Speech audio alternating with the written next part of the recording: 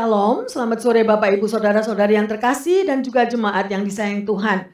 Kita bertemu kembali sungguh dengan waktu yang luar biasa di mana Tuhan tetap menyertai, Tuhan tetap mendampingi, dan biarlah damai sejahtera yang daripada Tuhan ada di dalam hati setiap kita. Ada amin? Mari kita mau menyembah. Buka tanah hatimu, katakan, Tuhan jadikan aku seperti-Mu.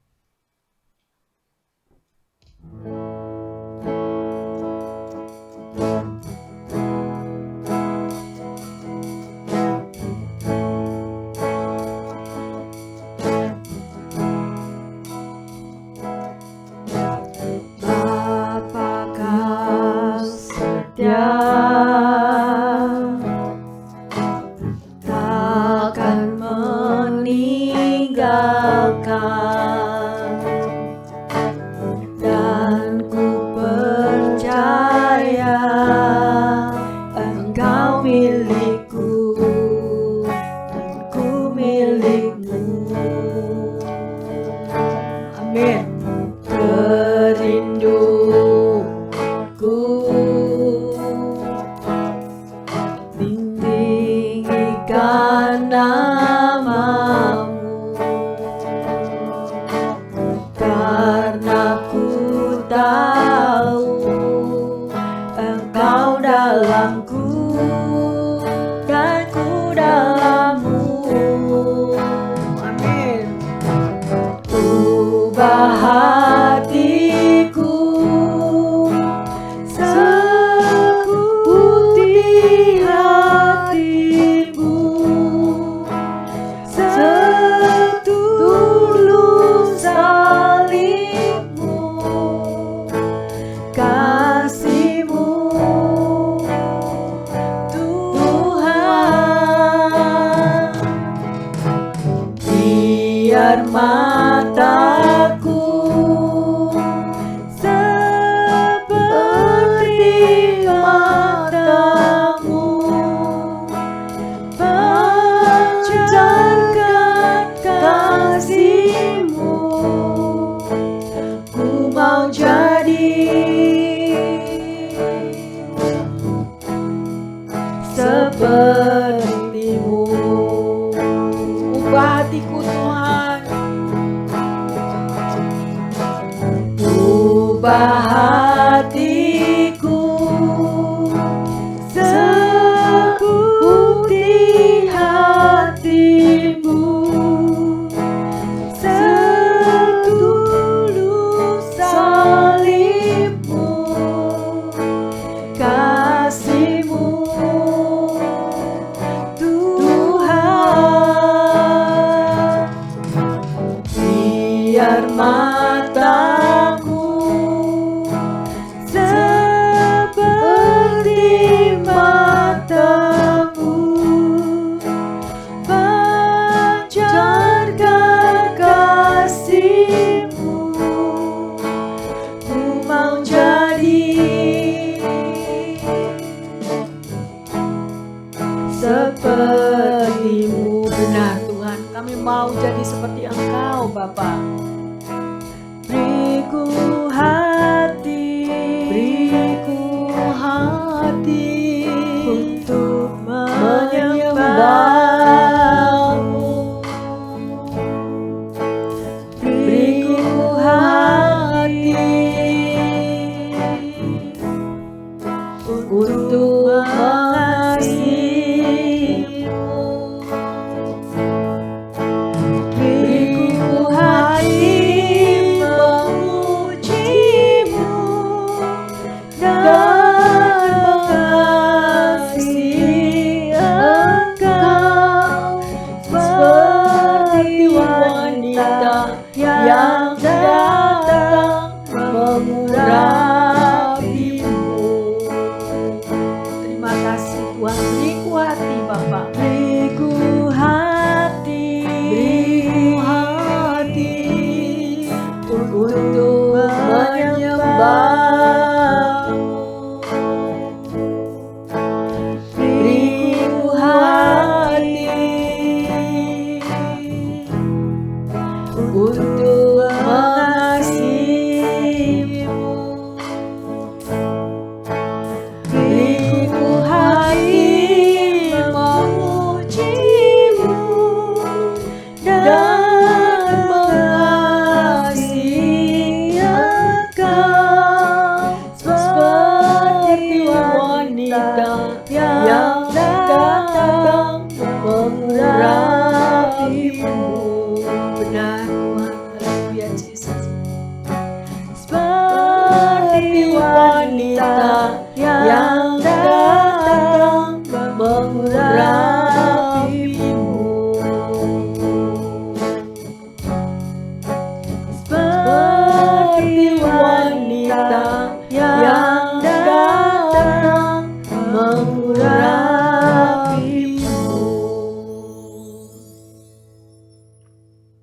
Bapa di dalam surga, kami mengucap syukur untuk waktu yang indah bersamamu.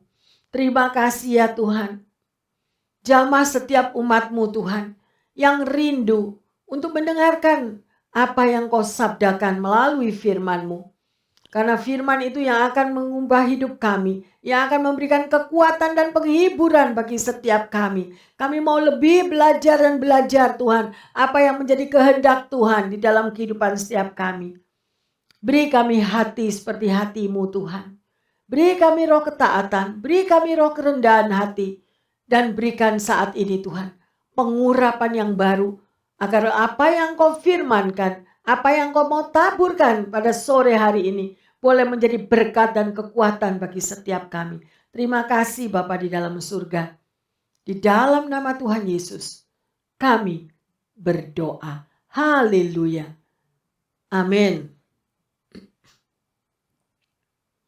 Bapak, Ibu, Saudara-saudari yang terkasih, kita kalau membacakan firman Tuhan, kemanapun Yesus itu pergi, selalu banyak orang yang berbondong-bondong mengikutinya. Banyak orang yang menggabungkan diri ya di dalam kelompok dan selalu juga mengikuti kemanapun Yesus pergi.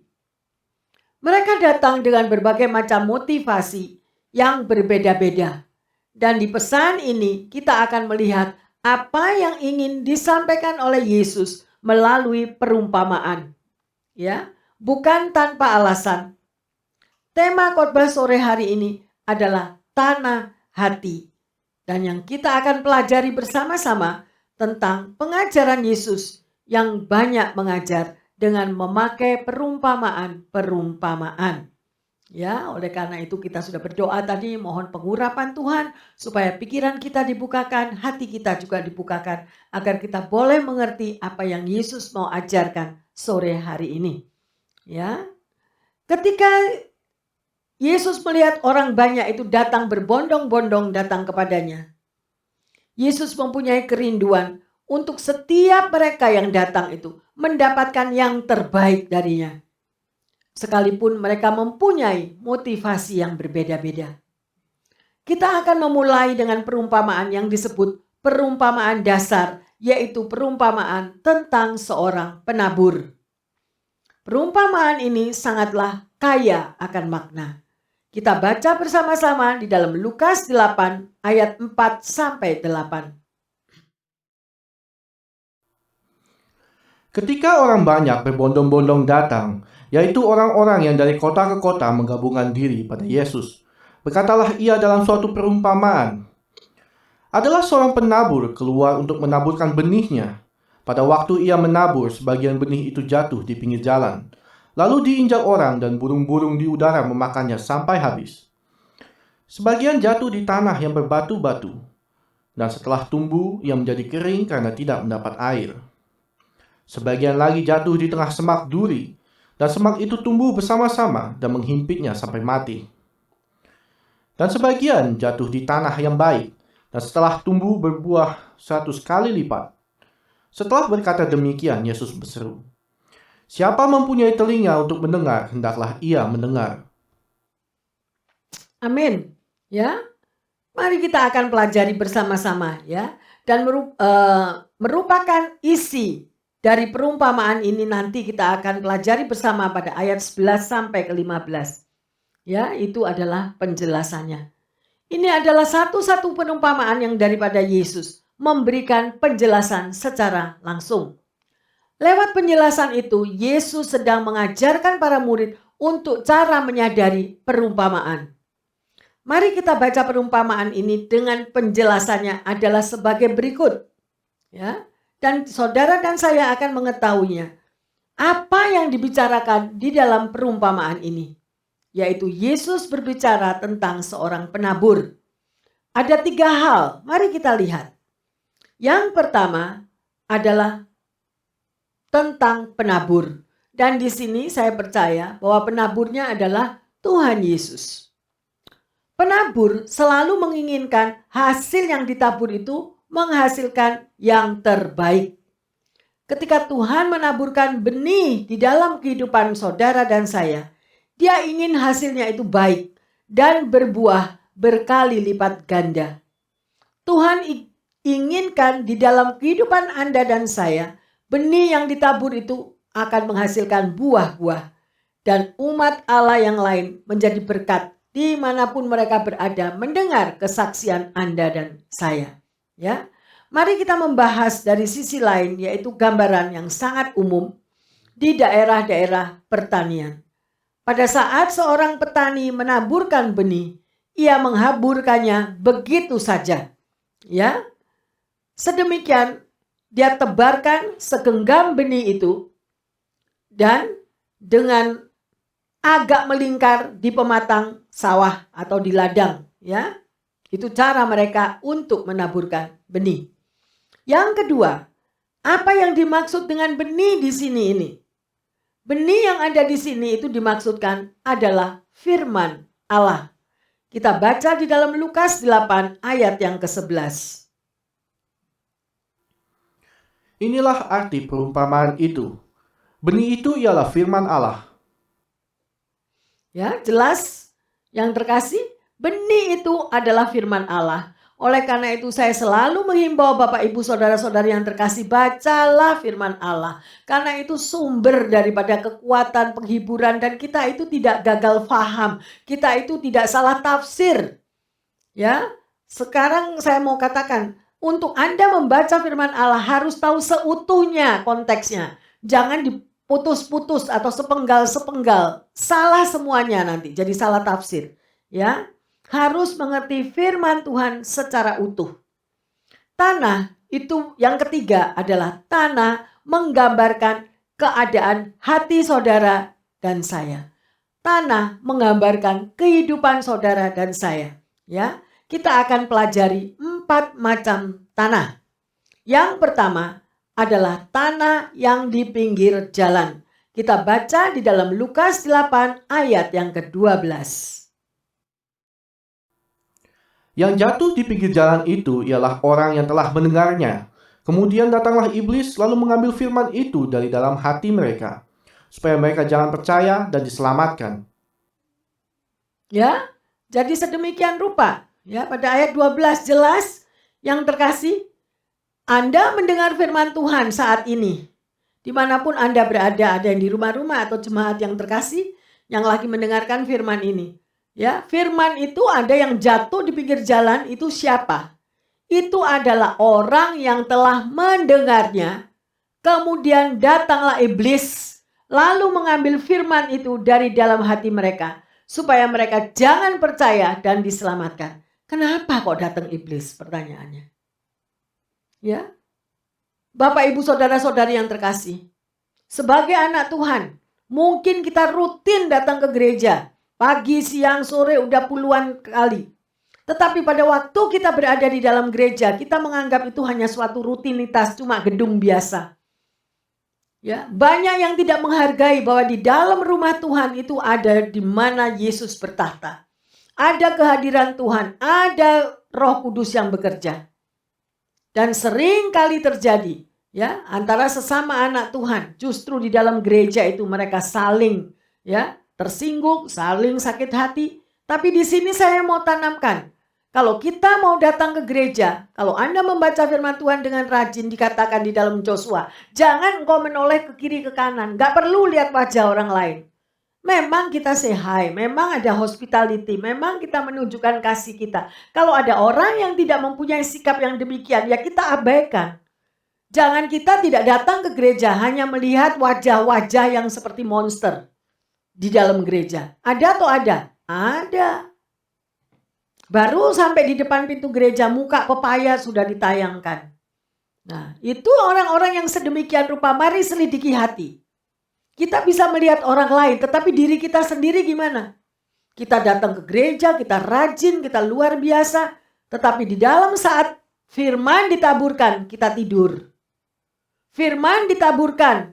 Sekarang ada alasannya firman dibuka melalui handphone. Tetapi yang dibuka di handphone lain. Bukan firman Tuhan.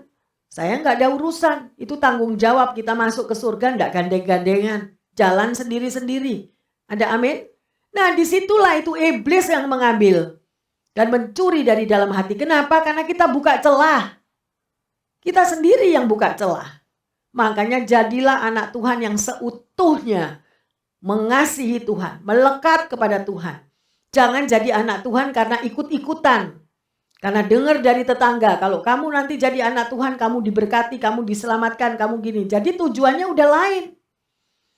Padahal sebagai anak Tuhan, ya, memang baptisan itu gratis. Tetapi ada harga yang harus kita bayar.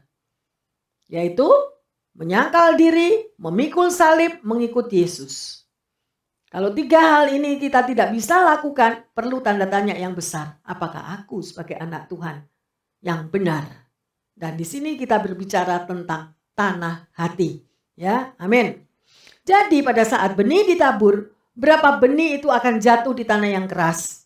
Ya, misalnya kalau benih tadi ditabur di ladang, benih tadi ada di pematang, ya, itu adalah tanah yang keras. Karena merupakan jalur umum orang-orang berjalan melintasi ladang. Dan sering diinjak-injak oleh orang. Ya, orang-orang yang lalu lalang. Benih yang jatuh di atas tanah yang keras jelas tidak dapat masuk ke dalam tanah. Ya, mereka tetap tinggal di permukaan dan akhirnya siapa? Dimakan oleh burung-burung. Jadi semuanya itu tidak ada artinya. Ya, benih yang sedemikian rupa itu adalah makanannya burung. Artinya di sini saya mau jelaskan, iblis tidak bisa masuk di dalam hati kita kalau kita tidak buka celah. Tapi sering kali anak-anak Tuhan selalu buka celah. Ya saya tidak katakan semua. Oleh karena itu pagarilah dirimu sungguh-sungguh, ya, mempunyai rasa hormat dan takut akan Tuhan. Baik di dalam perilaku di luar gereja, terlebih di dalam gereja. Ya, sedemikian rupa. Jadi stop untuk gosip, stop untuk melihat wajah orang yang begini, yang begitu, stop untuk melihat perilaku orang itu. Biar mereka urusan sendiri sama Tuhan. Dan kita juga urusan sendiri sama Tuhan. Ada amin? Haleluya. Ya. Sedemikian rupa.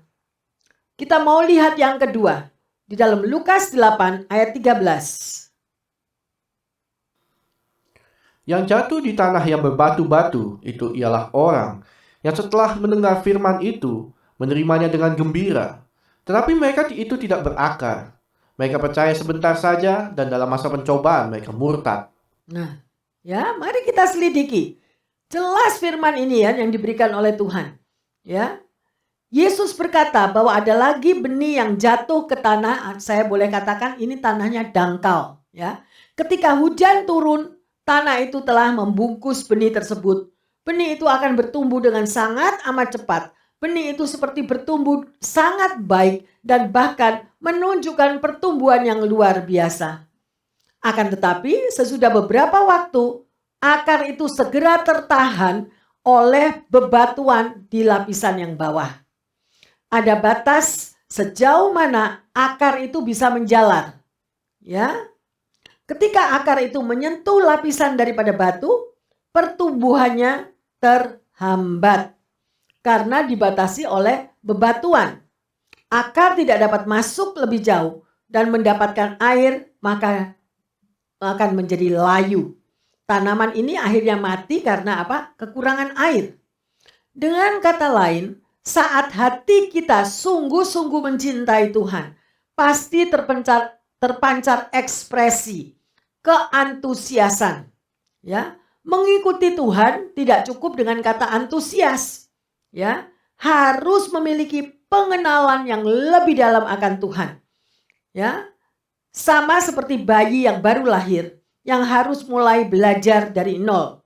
Demikian juga dengan bayi rohani, dalam Tuhan kita juga harus mengikuti proses belajar selangkah demi selangkah, dan pembelajaran daripada Tuhan adalah mendidik saudara dan saya, karakter kita dibentuk, manusia rohani kita dibentuk sedemikian rupa, ada kedisiplinan.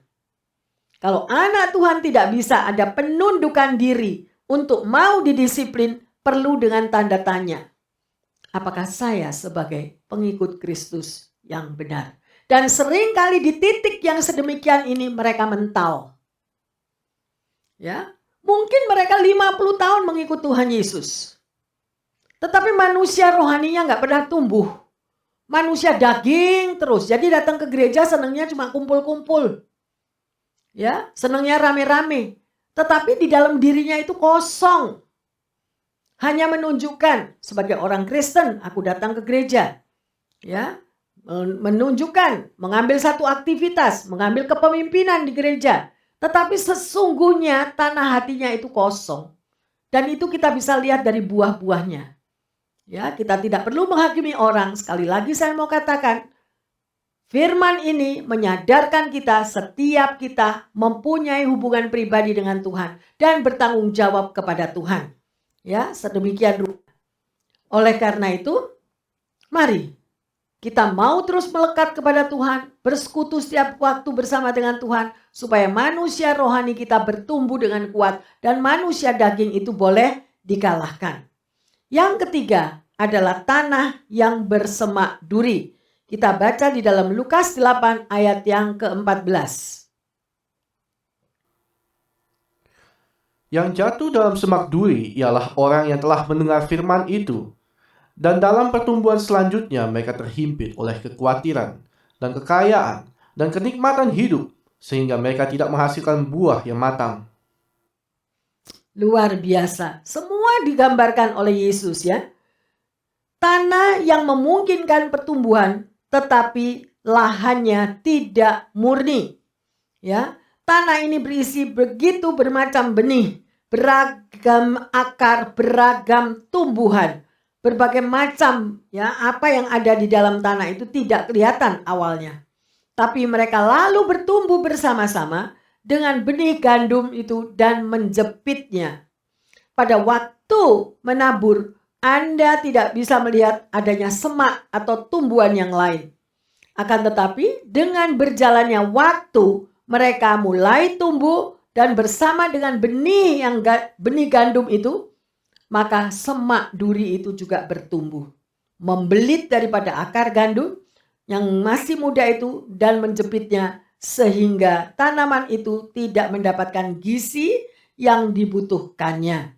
Akhirnya gandum yang baru tumbuh itu pun juga mati. Demikian juga kehidupan kerohanian Anda dan saya. Dengan kata lain, kita dihimpit oleh kekhawatiran, kekayaan, kenikmatan hidup, dan itu mengganggu pertumbuhan daripada manusia rohani kita.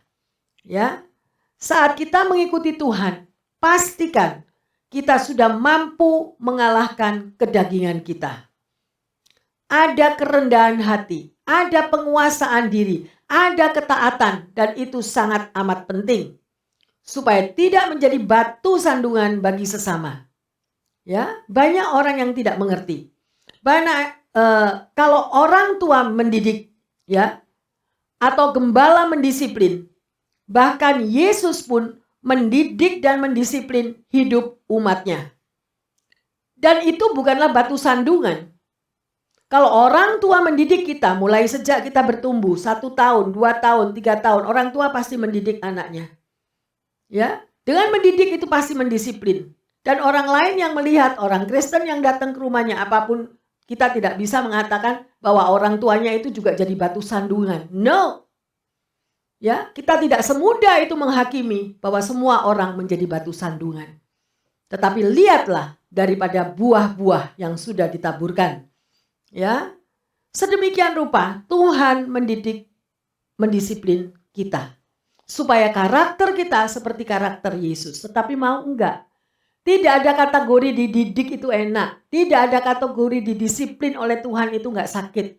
Semuanya itu ada. Tetapi seorang pemberontak, dia tidak akan bisa tahan pada waktu dididik dan pada waktu dibentuk oleh Tuhan. Pasti dia mental. Ya, tetapi pendidikan Tuhan berarti pada waktu itu akan berhenti, stop? Tidak. Pembentukan Tuhan akan terus berjalan sekalipun orang itu berusia 80 tahun. Pendidikan Tuhan itu tetap masih ada sampai orang itu bisa surrender. Ya Tuhan, aku mau berubah.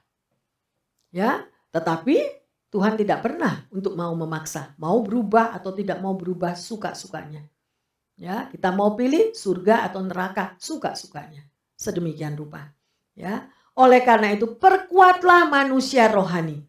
Pelajarilah firman Tuhan secara utuh, jangan sepenggal-sepenggal. Sekali lagi saya katakan, ya, supaya iblis itu tidak menjatuhkan karena ketidakmengertian kita.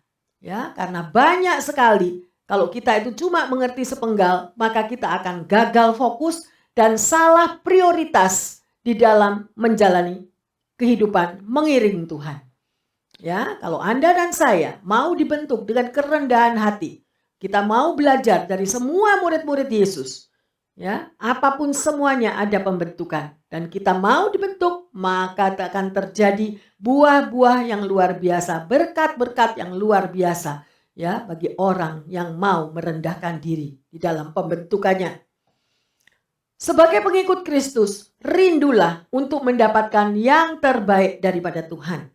Tidak salah kita boleh memiliki hobi, kita boleh memiliki apapun yang kita mau. Tuhan juga izinkan, Tuhan juga berikan kita istirahat, Tuhan juga berikan waktu di mana kita boleh melihat semua keindahan yang Tuhan berikan. Tetapi janganlah semuanya itu melupakan kebaikan Tuhan yang sudah pernah kita rasakan. Bahwa jamahannya dan berkat-berkatnya selalu menyertai kehidupan orang yang tunduk dan taat kepadanya. Yang keempat adalah tanah yang baik. Kita baca di dalam Lukas 8 ayat yang ke-15. Yang jatuh di tanah yang baik itu ialah orang yang setelah mendengar firman itu menyimpannya dalam hati yang baik dan mengeluarkan buah dalam ketekunan. Ya, dikatakan dengan ada kata apa? Di sini menyimpannya dalam hati yang baik. Jadi yang nomor satu, mari kita koreksi, hati kita itu sudah baik apa belum?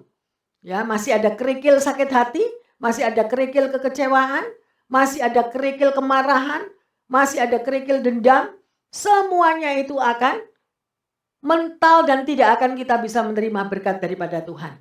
Ya, karena itu dikatakan lagi, kalau tanah hati kita itu baik, maka akan mengeluarkan buah di dalam ketekunan. Jadi semuanya itu ada bayar harga. Bayar harga itu membutuhkan ketekunan. Kita tidak bisa mau bayar harga tapi terpisah dari ketekunan. Orang yang tekun itu tidak melihat waktu. Orang yang tekun dan setia, pokoknya dia jalan terus bersama Tuhan. Tuhan, Engkau membawa aku ke kiri, Engkau membawa aku ke kanan, Engkau proses aku, tetap kita mengucap syukur. Ya, dan di situ Anda akan melihat buah-buah yang luar biasa daripada Tuhan. Ya, sungguh indah apa yang dikatakan melalui firman-Nya. Ya, diperlukan menjadi tanah yang baik itu adalah tanah subur. Ya, dan tanah subur itu pasti ada pupuk. Lah pupuknya dari mana? Kalau Anda membaca firman Tuhan, Anda tahu bagaimana posisi orang yang dapat menerima kebaikan daripada Tuhan. Ya, dan diperlukan sebuah apa? Komitmen, ya, dan keputusan untuk saudara dan saya, karena kita ini manusia berdosa, kita harus akui. Ya, nggak usah malu. Oh, ini pendeta selalu ngomong orang berdosa. No, kita semua punya dosa. Pendeta juga punya dosa. Tetapi mintalah kepada Tuhan, mohonlah kepada Tuhan supaya Tuhan mencabut semua akar-akar kepahitan yang ada di dalam diri kita. Ya, saya baru mendengar satu kesaksian buat orang yang mengalami jiwa yang sakit. Jadi tanah hatinya itu dia mengalami jiwa yang sakit. Jiwa yang sakit bukan berarti sakit jiwa loh. Kalau sakit jiwa akan kelihatan dari luar bahwa orang itu gila, sakit jiwa. Tetapi jiwa yang sakit tidak akan terlihat. Tetapi itu akan mengganggu proses di dalam kehidupannya. Ya, dan orang itu suffering sendiri, orang itu menderita sendiri. Ya, dan biasanya kehidupan yang sedemikian rupa itu diturunkan dari orang tuanya. Nah, ini sangat perlu kita mau bongkar bedah rohani. Ya, karena orang yang mengalami jiwa yang sakit, dia akan bisa menjadi orang yang jahat. Ya, oleh karena itu berhati-hatilah dengan siapa Anda berteman. Kelihatannya di luarnya begitu indah, begitu cantik, begitu handsome, begitu kaya raya, semuanya dari segi duniawi. Tetapi tidak tahu kalau orang itu yang ada di dalamnya mengalami jiwa yang sakit. Oleh karena itu, jangan cepat-cepat mengambil keputusan untuk menilai seseorang. Libatkan Tuhan di dalam Anda mengambil keputusan. Ada amin? Haleluya. Ya, sekali lagi mintalah Tuhan untuk mencabut semak duri yang ada di dalam diri kita. Ya, kalau kita ready selalu mau membaca firman Tuhan, mendengarkan firman Tuhan dan melakukan firman Tuhan dengan benar dan seutuhnya, maka hidup kita akan membuahkan hasil yang benar. Ya, jadi kita harus tahu bahwa benih hanya akan memberikan hasil jika tanah tempat ia ditaruh mau menerimanya. Artinya apa? Orang yang hatinya bersih membuka hatinya untuk mendengarkan firman Allah. Mentaatinya akan menghasilkan buah. Koreksi diri kita masing-masing. Ya, firman Tuhan gak pernah salah, Bapak Ibu yang terkasih. Banyak orang komplain, banyak orang itu putus asa, banyak orang yang mempunyai banyak pertanyaan, tetapi tidak membaca firman dengan jelas. Jadi tidak ngerti. Untuk kita diberkati itu seperti apa tanah hati kita. Dan mengapa berkat atau jawaban doa belum terjadi? Kenapa? Ada sesuatu yang ada di dalam diri kita. Mari kita mau kembali kepada Tuhan. Amin. Dan orang yang selalu menutup hatinya, tidak mau berbicara, itu sudah menjadi jerat. Jerat dari siapa? Jerat dari iblis. Minimal Anda itu mempunyai satu orang. Ya, seorang Simon yang benar-benar Anda percaya, di mana Anda bisa mencurahkan isi hati, bisa share sedemikian rupa. Ya, oleh karena itu sekali lagi, jangan mudah dijerat oleh si jahat. Ya, dengan segala hal-hal yang negatif yang diberikan di dalam pikiran dan hati kita. Ya, karena apa? Si jahat selalu tidak mengizinkan benih firman itu jatuh tertumbuh di dalam tanah hati kita. Ya, sehingga orang yang tidak pernah bersekutu dengan Tuhan secara benar, tidak pernah membaca firman Tuhan secara seutuhnya, hanya diambil sepenggal-sepenggal sedemikian rupa, maka kehidupannya tidak akan pernah mengerti dan selalu merasakan satu kebingungan dan kecemasan karena membaca firman Tuhan tidak seutuhnya. Apa itu janji Tuhan? Oleh karena itu diperlukan tanah hati yang baik dan tanah hati yang subur. Firman Tuhan adalah benih yang baik dan sewajarnya patut ditanam dan dipelihara di tanah yang subur dan baik. Biarlah pada malam hari ini, dimanapun pendengar berada, dimanapun jemaat berada, koreksi tanah hati kita. Ya, jangan hidup seperti orang yang ada di dunia ini. Ya, menjadi sahabatnya dunia. Persahabatan dengan dunia, permusuhan dengan Allah. Karena dunia ini bukan rumah kita, itu harus kita sadar. Kalau kita hidup itu cuma mau dinilai orang luar, orang dunia bahwa kita baik. Kalau hidup kita itu hanya mau dinilai orang luar bahwa aku ini orang kaya. Aku ini orang yang senantiasa hidup di dalam kemenangan demi kemenangan. Tidak pernah mau kalah sama orang. Hidupnya selalu prestis. Tetapi di hadapan Tuhan itu kosong.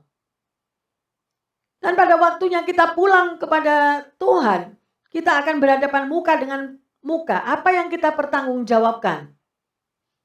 Ya, mari kita mau berubah setelah mendengar firman Tuhan ini. Bapak, Ibu, Saudara-saudari yang terkasih, saya mau membahas lebih dalam, yaitu tanah menggambarkan hati manusia. Tidak semua orang percaya atau orang yang tidak percaya dapat dianggap sama rata. Nggak bisa, ya. Kita tidak boleh membayangkan bahwa semua orang non-Kristen memiliki kondisi hati yang sama. Atau orang Kristen memiliki kerohanian yang sama rata. Nggak bisa. Karena setiap daripada kita pribadi, lepas pribadi, anak-anak Tuhan mengalami proses sendiri-sendiri. Mereka masing-masing memiliki perbedaan dalam menanggapi berita Injil. Sekalipun saudara bersaudara. Ya, tetap tidak akan sama. Karena setiap anak Tuhan mengalami proses di dalam pengiringan mengikut Yesus. Saya akan menceritakan seorang yang bernama John Wesley adalah hamba Allah yang luar biasa. Sepanjang hidupnya dia dianiaya oleh sesama orang Kristen. Ya, jadi yang menganiaya bukan orang di luar Kristen, tapi sesama orang Kristen itu yang menganiaya dia. Bukan sedemikian rupa, itu adalah aniaya yang begitu berat atau ringan, bukan urusannya. Tetapi ia mengalami aniaya sedemikian rupa sampai dia diusir dari gereja Inggris. Karena ia mengajar tentang kekudusan. Mereka mengusirnya keluar sehingga John Wesley harus berkhotbah di jalanan. Karena ia tidak boleh lagi berkhotbah di mimbar gereja. Namun syukur kepada Allah. Karena melalui John Wesley terjadi suatu kebangkitan rohani yang luar biasa di Inggris yang tidak pernah diimbangi oleh peristiwa-peristiwa kebangkitan rohani lainnya sepanjang sejarah di Inggris. Dan sekarang gereja Inggris sangat menyesal apa yang sudah mereka perbuat terhadap John Wesley. Mereka sekarang mencoba merangkul kembali gereja Metodis untuk masuk kembali ke Inggris. Yang terkasih, mari kita telaah. Di dalam mengiring Tuhan Yesus pasti ada proses. Pasti ada pembentukan. Tetapi biarlah kita meresponinya dengan benar. Jangan meresponinya dengan kedagingan kita. Ya. Kalau kita berontak di dalam masa proses yang sedemikian, maka tidak akan membuahkan hasil. Kita bisa lihat proses yang dialami oleh John Wesley. Akhirnya gereja Metodis berdiri dan berkembang di mana-mana. Baik di Amerika maupun di Inggris maupun di mana, ya saudara. Mari kita telaah. Firman tentang kerajaan surga adalah pesan yang berisi panggilan kepada setiap orang untuk menyerahkan hidupnya kepada Allah. Pertama-tama dikatakan, datanglah dan hiduplah di bawah pemerintahan Allah, di bawah kehendak Allah. Biarlah Allah atau Tuhan itu yang menjadi raja di dalam kehidupan saudara dan saya. Biarlah Yesus yang menjadi Tuan dan penguasa di dalam tanah hati saudara dan saya. Maka akan ada damai sejahtera dan sukacita di dalam hati. Kita dipanggil untuk mengabarkan kebenaran, bukan untuk mengatakan hal-hal yang sesuai dengan keinginan daging kita. Mengatakan hal-hal duniawi, memuaskan kedagingan kita hanya untuk menyakiti orang lain. Itu bukan sesuatu yang benar di hadapan Tuhan. Ya, seorang dokter seringkali harus menyampaikan kebenarannya, apa yang dia temukan di dalam diri pasiennya. Anda mungkin tidak suka mendengarnya, akan tetapi itulah kebenaran. Tidak ada orang yang senang diberitahu bahwa ia berada di dalam keadaan sakit yang parah. Ya, jadi kita bisa melihat di sini bahwa mengabarkan firman Allah berarti mengabarkan tentang keselamatan yang Tuhan berikan, ya. Kehidupan yang ada di bawah kedaulatan Tuhan dan hidup di bawah pemerintahan Tuhan, ya. Tidak ada orang yang layak menjadi Kristen sebelum menyerahkan kehidupannya dengan menyangkal dirinya dan datang kepada Yesus Sang Raja. Jadi sebelum kita lagi melangkah itu ya, datang kepada Tuhan harus ada penyangkalan diri. Kalau dikit-dikit marah, dikit-dikit ngek, dikit-dikit sensitif. Itu benar-benar manusia kedagingannya begitu kuat. Ya, dan belum ada penyangkalan diri datang kepada Tuhan. Setiap kali Anda bersaksi kepada teman, setiap kali Anda berbicara tentang firman Allah kepada orang lain, itu berarti Anda sedang menabur benih. Ya, dan benih ini ditaburkan di tanah hati kita. Ya, mari kita baca di dalam Matius 13 ayat 19. Kepada setiap orang yang mendengar firman tentang kerajaan sorga, tetapi tidak mengertinya, datanglah si jahat dan merampas yang ditaburkan dalam hati orang itu. Itulah benih yang ditaburkan di pinggir jalan. Ya, jelas dikatakan di sini, ya, bahwa si jahat itu akan merampasnya. Oleh karena itu mari kita mau membuka hati dan kepikiran kita di mana posisi Anda dan saya berada. Ya. Ada beberapa hal yang kita pelajari tadi ya. Mari kita mau memahami. Bagaimana ada dua hal yang saudara harus tahu. Yang pertama adalah orang yang menolak Injil. Siapakah itu? Yaitu orang yang hatinya dikeraskan, ya, sehingga mereka tidak mau menerima kebenaran dan kebaikan apa yang Tuhan mau berikan, keselamatan yang dari Tuhan, tetapi mereka menolak, ya. Dan orang yang seperti ini hatinya sudah sangat keras sepenuhnya. Sama sekali mereka sudah tidak mengabaikan atau cuek atau kering ya, sedemikian rupa. Tapi mari kita lihat di dalam Matius 15 ayat ke-19. Karena dari hati timbul segala pikiran jahat, pembunuhan, perzinahan, percabulan, pencurian, sumpah palsu, dan hujat. Ya, coba semua itu sumbernya dari hati. Ya, karena dari hati timbul segala pikiran yang jahat. Sampai orang mau membunuh orang lain itu juga keluar dari hati. Semua sumbernya dari hati. Makanya itu mari sebagai anak Tuhan bereskanlah tanah hatimu. Amin. Kemudian yang kedua adalah orang percaya tetapi yang dangkal. Artinya orang ini begitu tanggap tentang Injil yang dikatakan. Menggambarkan orang ini kita nggak tahu kalau kita lihat, waduh orang itu rohani banget. Waduh dia sebagai pengikut Kristus yang setia. Tetapi belum tentu. Ya, mari kita mau terus melihat karena kita ini melihat daripada buahnya. Sedemikian rupa. Waktu akan membuktikan apakah ada akar daripada orang itu di dalam Tuhan yang melekat dengan kuat atau tidak. Ya. Jadi dalam kategori ini adalah mereka yang kepercayaannya saya boleh sebutkan itu dangkal, ya.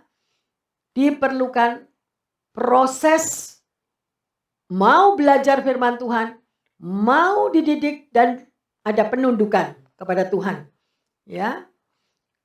Mari kita lanjut di dalam Amsal 24 ayat yang ke-12. Kalau engkau berkata, sungguh kami tidak tahu hal itu. Apakah dia yang menguji hati tidak tahu yang sebenarnya? Apakah dia yang menjaga jiwamu tidak mengetahuinya dan membalas manusia menurut perbuatannya? Saudara, kalau kita membaca ayat ini sekilas, saudara nggak ngerti apa sih yang dibaca. Kenapa? Ya, di lain waktu saya akan menjelaskan. Ya, tadi apa yang kita katakan ya, ada rahasia-rahasia Allah yang tersembunyi. Hanya diberikan rahasia-rahasia itu kepada orang yang bergaul karib dengan Tuhan. Ya. Kalau ada jawaban yang mengatakan Anda baca firman Tuhan, terus Anda mengatakan, nggak ngerti aku baca firman itu. Sungguh aku nggak mengerti. Nah, Tuhan yang ada di atas kita, Dia yang mengenal dan menguji hati saudara dan saya. Ya. Tuhan itu maha tahu apa saja yang saudara perbuat di dalam kehidupan ini. Oleh karena itu berhati-hatilah. Kita boleh berbicara apa saja untuk membela diri. Tapi ingat ada Tuhan di atas kita. Ada amin. Dan saya mau semua pendengar yang setia hidup mengalami berkat-berkat Tuhan yang menyelamatkan hidup kita. Ya, jadi mari kita berserah sepenuhnya. Mari kita baca di dalam lanjutan Amsal 27 ayat ke-19. Seperti air mencerminkan wajah, demikianlah hati manusia mencerminkan manusia itu. Ya, kita tidak perlu bela diri, kita tidak perlu menghakimi orang lain, tetapi firman yang berbicara. Jadi orang lain bisa melihat Anda, orang lain bisa melihat saya, setiap daripada kita. Dan teguran firman Tuhan itu adalah untuk kebaikan. Seperti air mencerminkan wajah, demikian hati manusia mencerminkan manusia itu. Ya udah, ya sekalipun kita sudah tahu ya udah, bukan urusan kita. Tapi firman Tuhan yang sangat amat menjelaskan. Ya di sini, ingat saudara, masuk surga tidak ada gandeng-gandengan. Ya, pertanggungan jawab kita kepada Tuhan.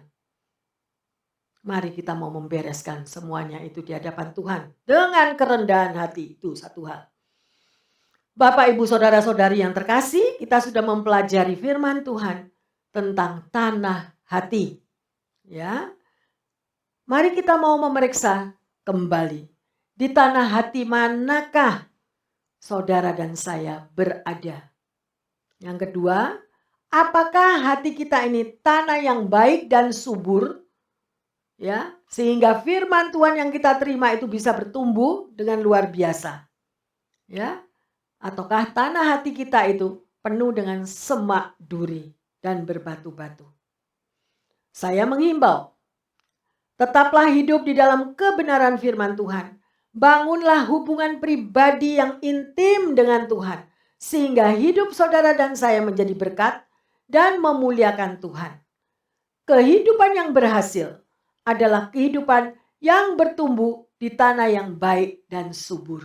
Sekali lagi, tunduklah, milikilah kerendahan hati untuk menerima didikan dan proses didisiplin oleh Tuhan akan membawa berkat yang luar biasa. Semua pasti mengalami pada waktu Anda sekolah. Ada proses-proses di mana harus belajar dengan keras, harus ada eksamen, harus ada ujian. Tetapi begitu Anda keluar dari ujian tersebut, Anda bisa bernapas lega bahwa aku mampu menyelesaikan ujianku. Demikian juga di dalam Tuhan. Anda dan saya diproses seperti emas yang murni, dibakar dalam perapian. Untuk apa? Untuk membuang semua kotoran-kotoran kita. Jangan berontak pada waktu kita dibakar. Karena itu adalah untuk masa depan hidup kita. Ada amin? Bapak, Ibu, Saudara-saudari yang terkasih, kita akan baca di dalam ayat Markus 4, 11 dan 12.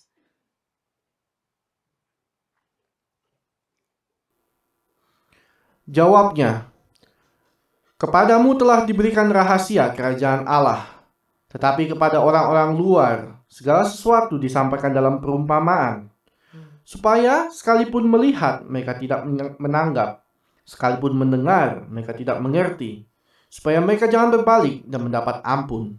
Ya, meteraikan firman ini di dalam tanah hatimu. Ya, Tuhan sendiri yang berbicara.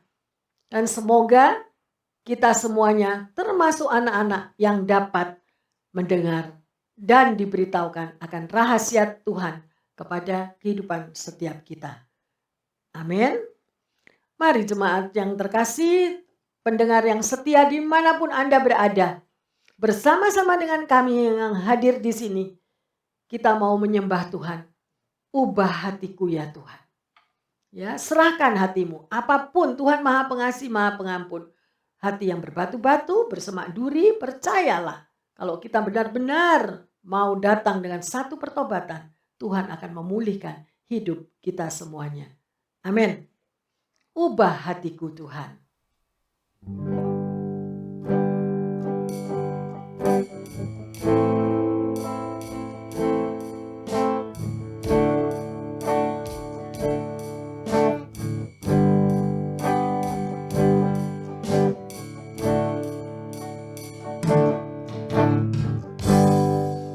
Ubah hatiku seputih salju,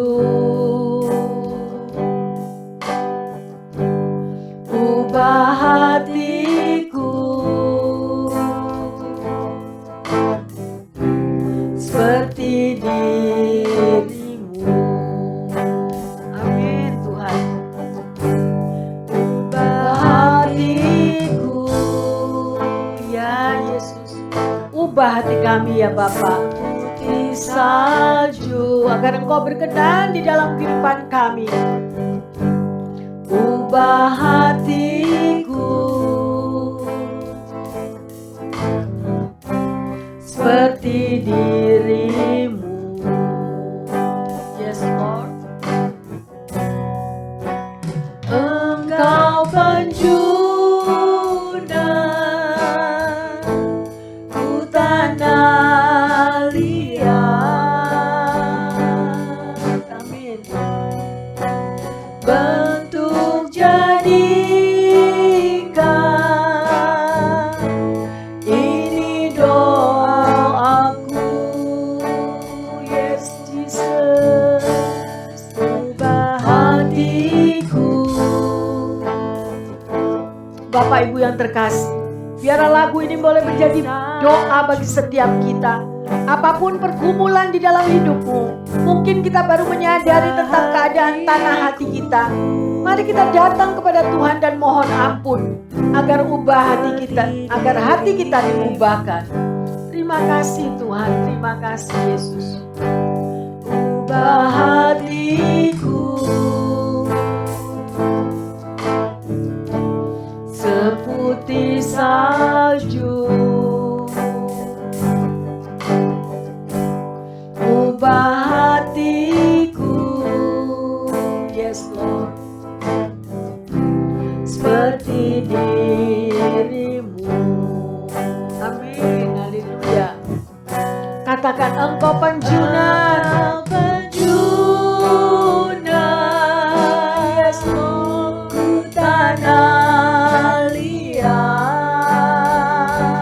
Benar Tuhan. bentuk jadikan ini doaku. Terima kasih Tuhan, terima kasih Yesus. Ubah hatiku seputih salju, Benar Yesus. ubah hatiku seperti dirimu. Jadikan kami seperti dirimu ya Bapa. Ubah hatiku seperti dirimu.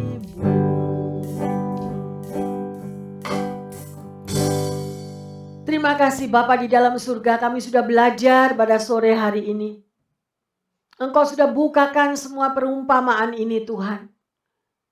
Di mana kami boleh terbuka mata hati kami.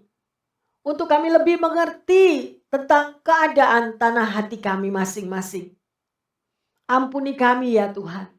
Kalau selama ini kami belum mengerti dan kami belum tahu Tuhan. Terlebih kami kurang untuk membaca firman Tuhan. Ampuni kami. Tetapi di dalam kesempatan yang luar biasa ini Bapa, kami percaya bahwa Roh Kudus-Mu akan membukakan pikiran kami, membukakan tanah hati kami.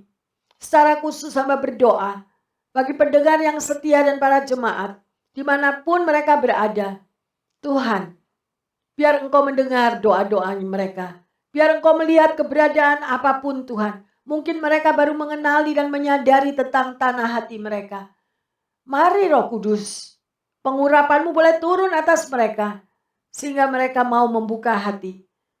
Dan mengubah Tuhan kehidupan daripada tanah hatinya. Menjadi tanah hati yang baik. Tanah hati yang subur. Menjadi berkat. Menjadi terang dan garam bagi orang lain. Terima kasih Tuhan. Kami percaya Engkau akan memberkati setiap anak-anak-Mu. Apapun yang menjadi kebutuhan hidup mereka. Tuhan, Engkau mampu membuka terobosan. Engkau mampu membukakan jalan. Bahkan Engkau mampu untuk menyembuhkan yang sakit. Memberikan kedamaian sejati di dalam hati mereka. Karena Engkau Tuhan Yesus yang mencari umat-Nya dan mau memberkatinya.